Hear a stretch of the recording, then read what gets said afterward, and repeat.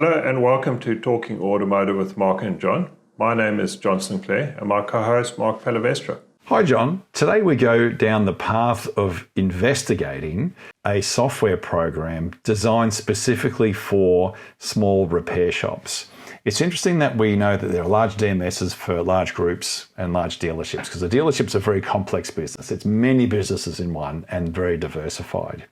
But when we look at the auto industry, there are thousands of small independent repair shops that need to have the formal structure that the larger dealer groups and larger repair shops have. So if they don't adopt to this technology, they'll get left behind because we know that the more sophisticated groups are getting better and more efficient.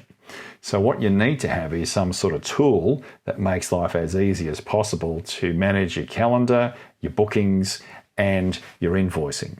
Yeah, it's so important to keep up with the changing of technology, and this tool is a great tool for just taking that next step and something that's easy to manage, very cost effective, and easy to implement. If you like what you hear, remember to follow us on Spotify, iTunes, and YouTube. Ring the bell on YouTube to make sure you get updates when we release new episodes. Let's jump into it.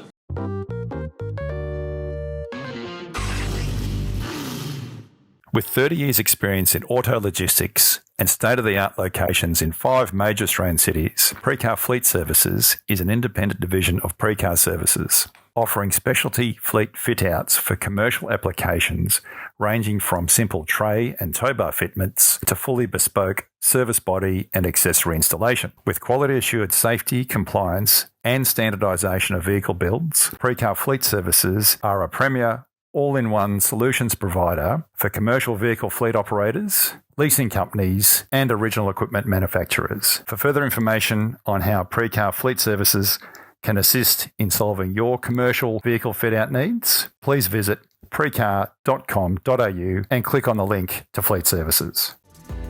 Modera is a cloud-based, AI-powered CRM and retail platform aimed at digitizing the physical process of selling a car.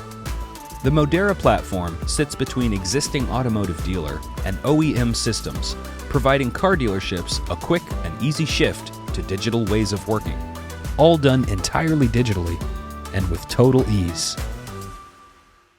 Thanks very much for joining us today. Great to have you on the show. Maybe to start off, can you tell us about AKA Lite Garage and what you're doing in terms of developing the product for the market? Thank you for having us, John and Mark. And it's actually so that Heikki is more on the product side and I'm more on the business side. We are doing a small garage ERP system, so you can handle your calendar and you can keep your customers and shop in order. And of course, making a work order, and you and your customer both know what jobs are agreed to be made. So it's really important for your business. And in the end, you just print an invoice to your customer based on the work order, and with daily report, you can easily take your reports out and follow how your business is going. Example, cash report, sales, mechanic efficiency by timestamps. So basically, the problem that you're solving for your target audience is mainly small repair shops. So those repair shops could be either automotive repair shops, they could be tyre repair shops, they could be farm machinery repair shops.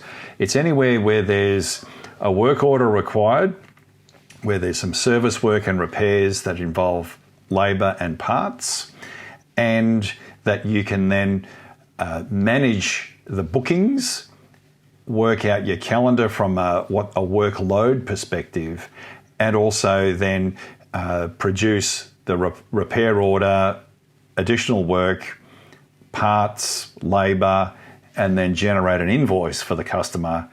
And then after that, you can track your efficiency from the technicians. So as far as efficiency per hour, how many hours per day they're selling, and are they working to standard times or beating standard times?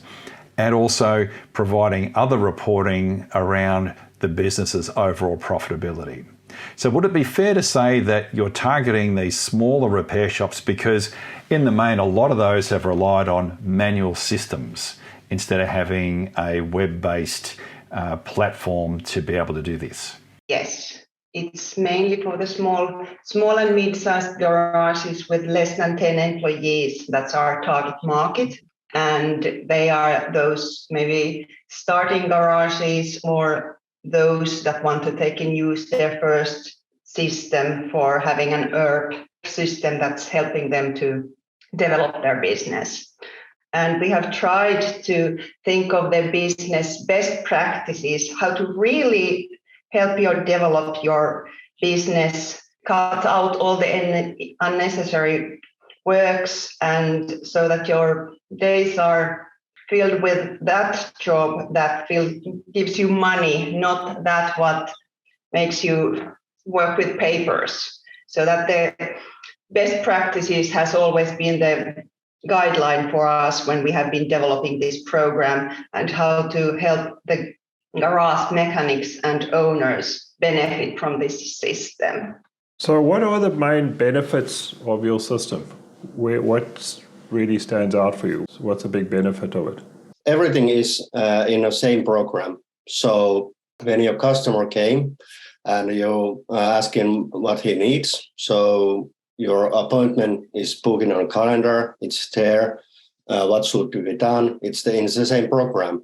And after all, everybody in garage can be access those information. So if somebody take the customer and someone else is giving their keys back and telling what they done, all important features are in the same program. So in garage, everybody can get access in the program if they want it, and everybody knows what is in that direct job. So if people are changing, the information is not losing. And the program is a SaaS. So if your laptop breaks down, so you don't lose your information.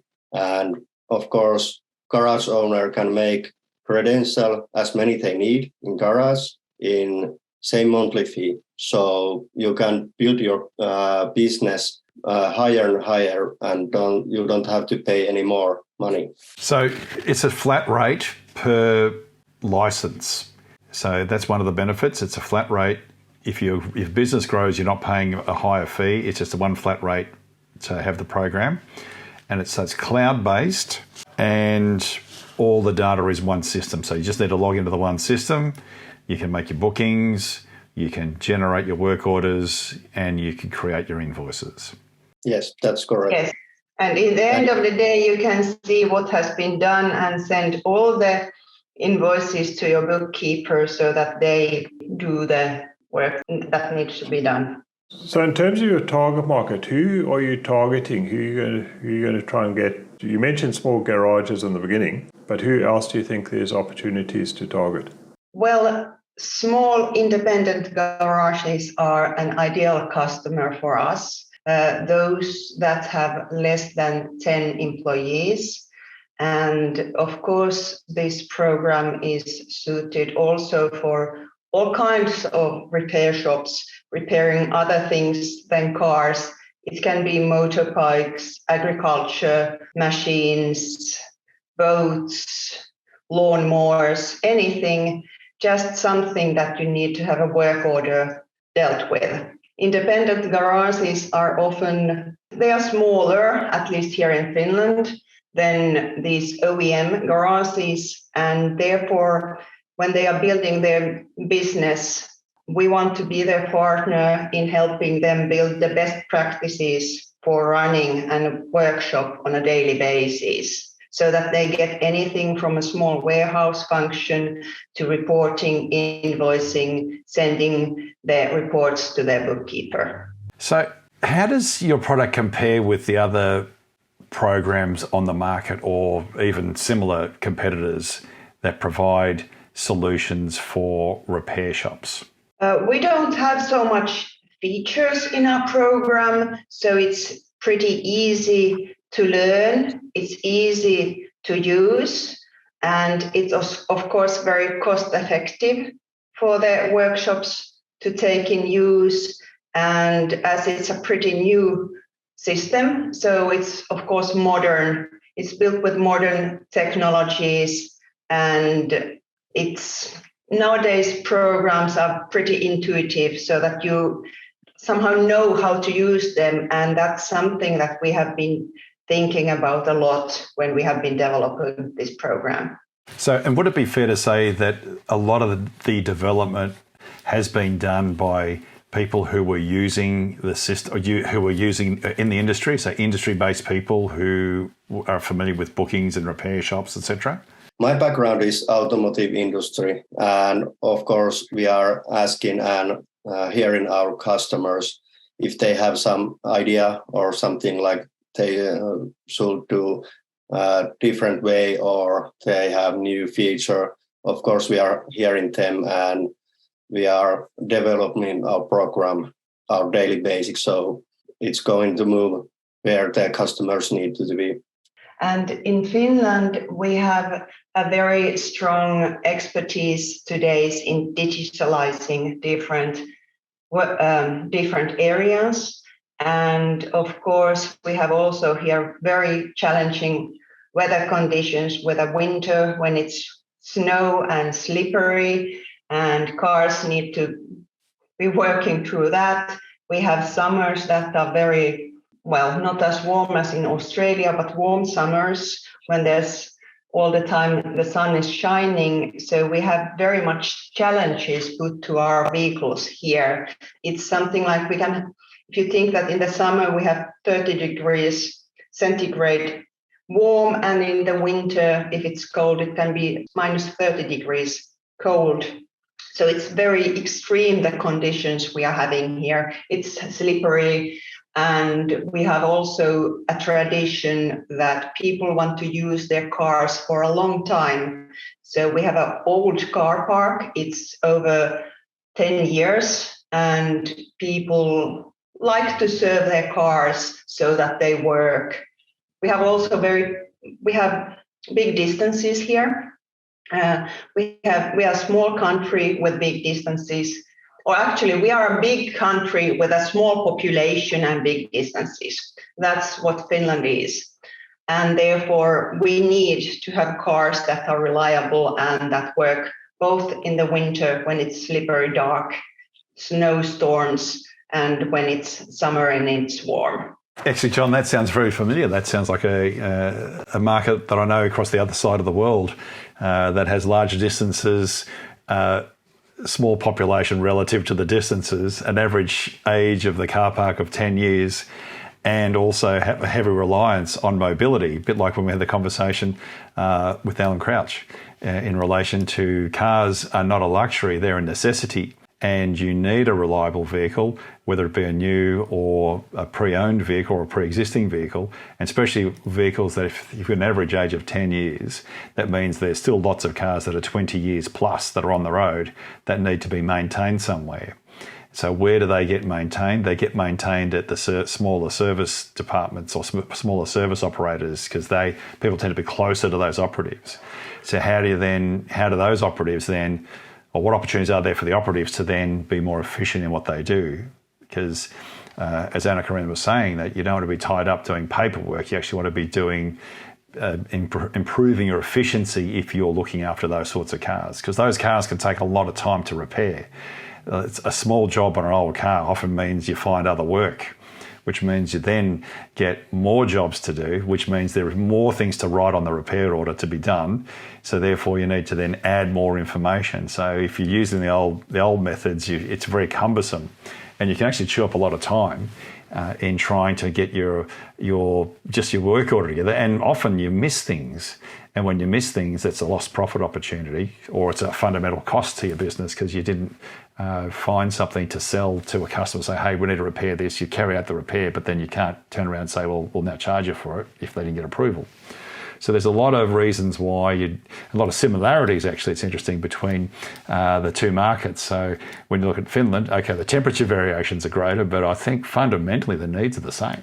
There are similarities, and actually when Heikki and I were discovering these two markets and the differences. So it was amusing and interesting to see that there are actually a lot of similarities there. We have garages that are have very wide expertise in serving very different cars and makes. They are not specialized in serving just one car. And due to these big distances, we have this warehouse so that you don't need to wait too long for the needed spare parts from the dealers when you can have them in your own warehouse, and then of course check how the levels are going or moving. And in terms of winter tires, can you talk about and explain how winter tires work? And because who changes those? Are they the small garages or the bigger garages? And what happens with those wheels? Can you explain that to us? Yeah, it's basically OE garages are changing, small garages are changing, and of course, tire chains are doing that. And of course, some people are doing it themselves. But one specific feature is that if you're living in city in Finland and you have a small warehouse, or how I say, you're not allowed to store your tires because it's burning material and it's really dangerous if there gets a fire. So the rubber burns so much higher energy and making lots of gas and fumes. So we have tire hotels here. And basically it's work like that. Customer calls in garage asking, changing tires. Is it a winter tires or summer tires? And they store customers' tires in their hotel. So it's one of Finnish specialties. Is that across all of Scandinavia that you'd have tyre hotels where the tyres get swapped over, or is that a uniquely Finland thing? All the Nordic countries do have winter tires and summer tires. You need to change them because the winter, it's illegal to drive without winter tires in the winter because it's so slippery and then accidents do happen. Only buses and trucks they don't have winter tires, but all personal vehicles must change twice a year the tires. You can't, in the summer you must have summer tires because these winter tires, they are so rough and they have these kind of small metal spikes that they wear the roads. So you are not allowed to use them in the summer.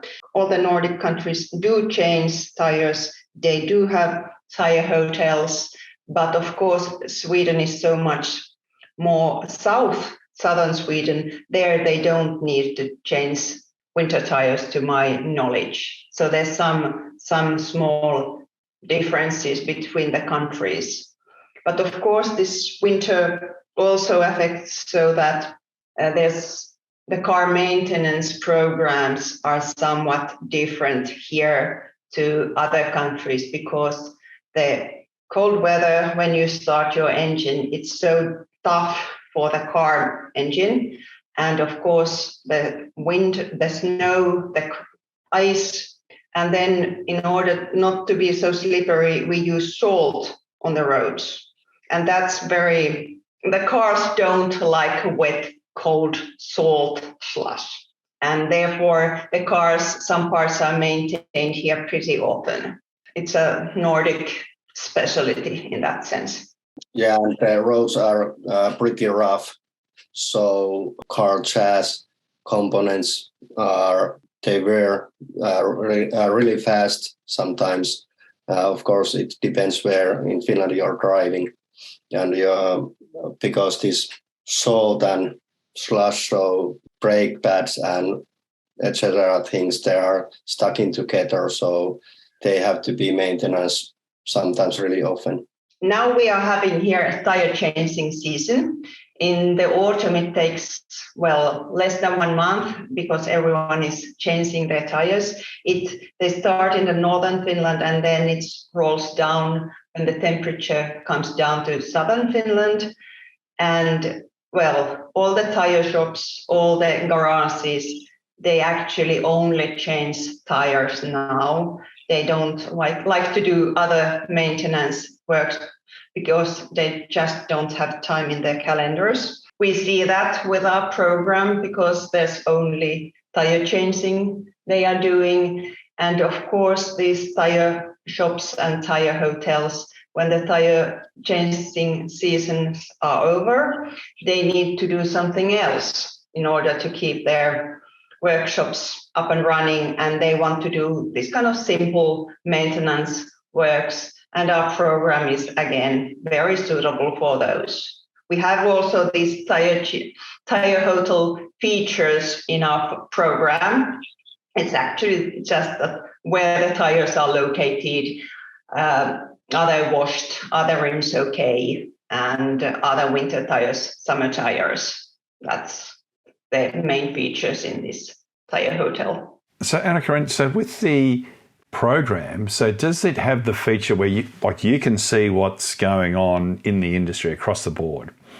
So is there a feature where there's benchmarking that can be done with the repair shops where they can see how do they compare from an efficiency perspective to, say, their peer group or so the collective group of repair shops? Is that a feature?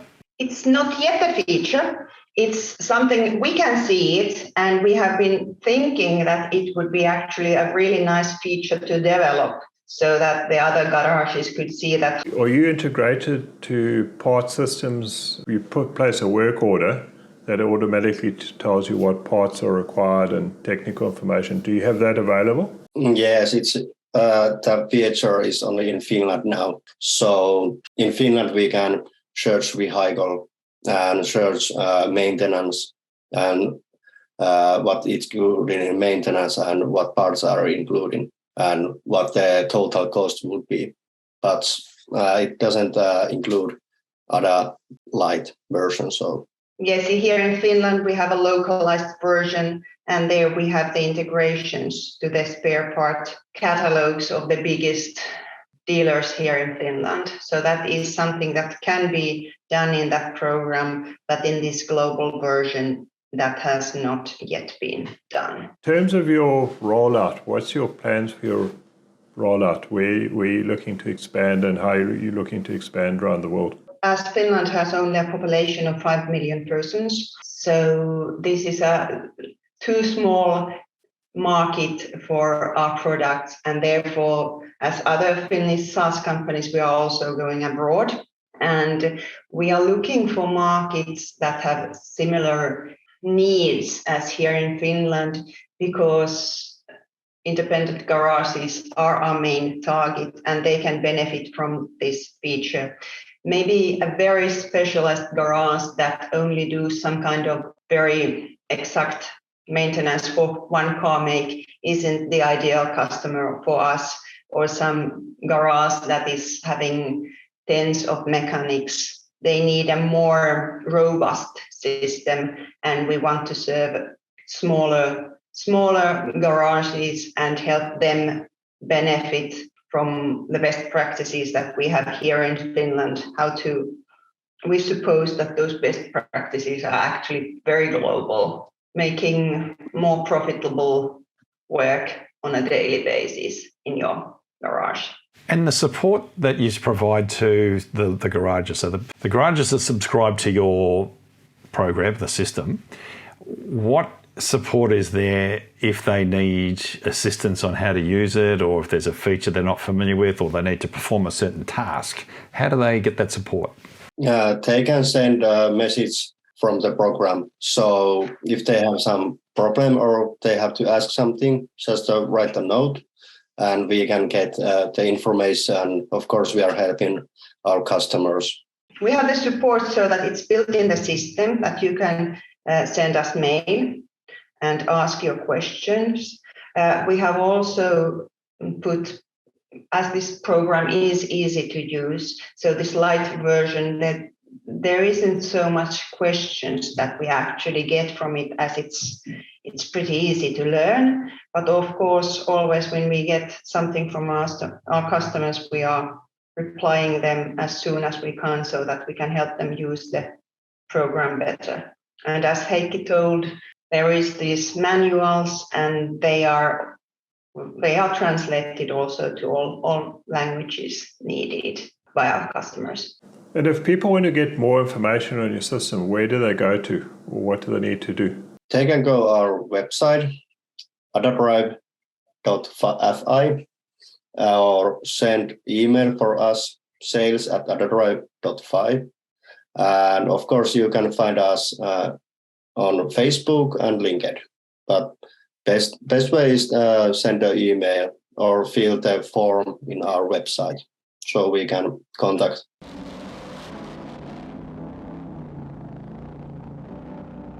I'm impressed. I take my hat off to you guys because you're at least trilingual, and I am hopeless at just one. And I'm not even very good at English. Is my second language because I'm no good at it to start with.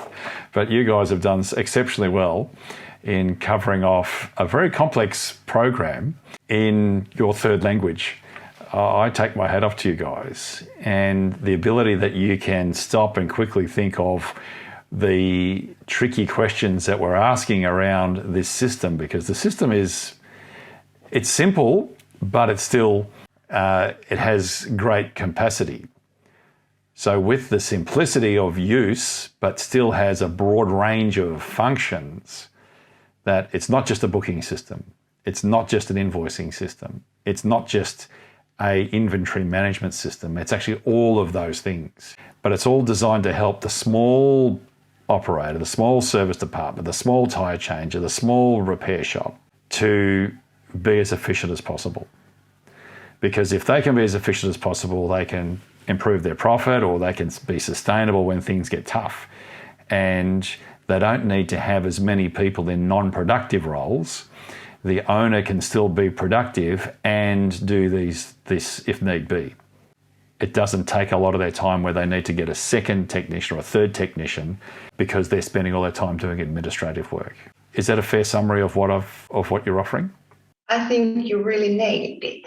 I think that makes sense, because it really, if you think of it, all I'm doing is repeating what you've told me, and from the discussion that we've had and the notes that I've made is that the system is very much for a small business.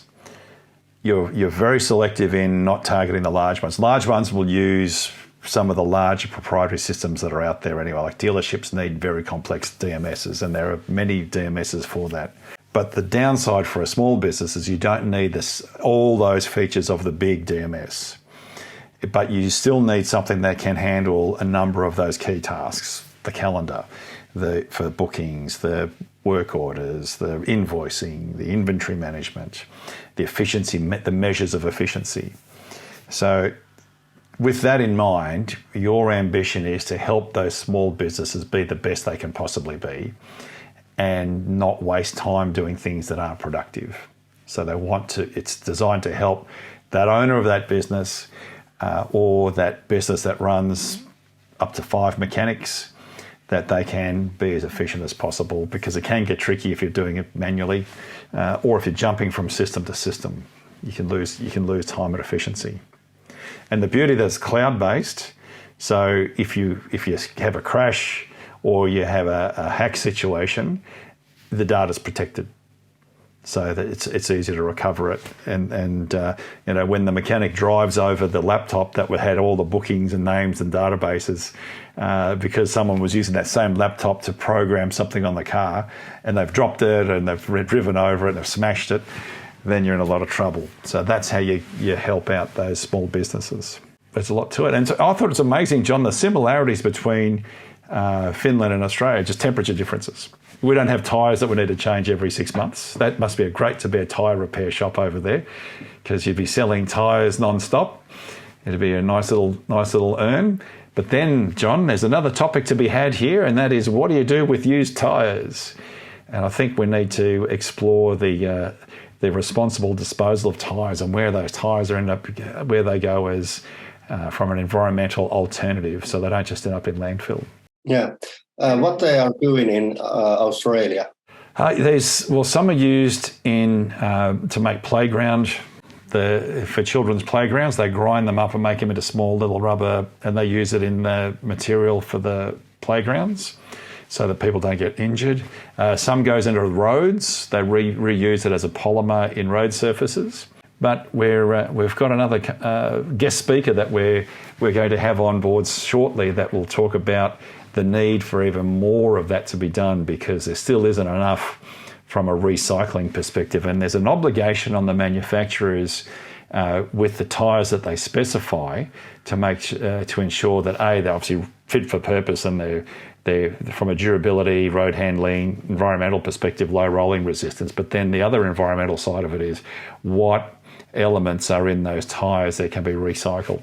So there's a lot happening in the recycle space. We had a great discussion, John, on how recycling works and how much of a car is recycled, but there's still so much more that can be recycled and will be recycled. Tyres are a big part of it. Thanks very much for joining us today. We enjoyed talking to you. Thank you. Thank you. Thanks for listening. Hopefully you got as much out of the discussion with Anna-Kaarina and Heikki as we did. It's interesting, the similarities from a Nordic market to the Australian market. Fundamentally, the needs are the same, and the problems that need to be overcome by smaller service departments are equally the same. If you like what you heard, please remember to subscribe to us on YouTube, Spotify, and iTunes. Ring the bell to ensure that you get updates with the new podcasts that we release, and catch you at our next episode. Thanks very much for listening.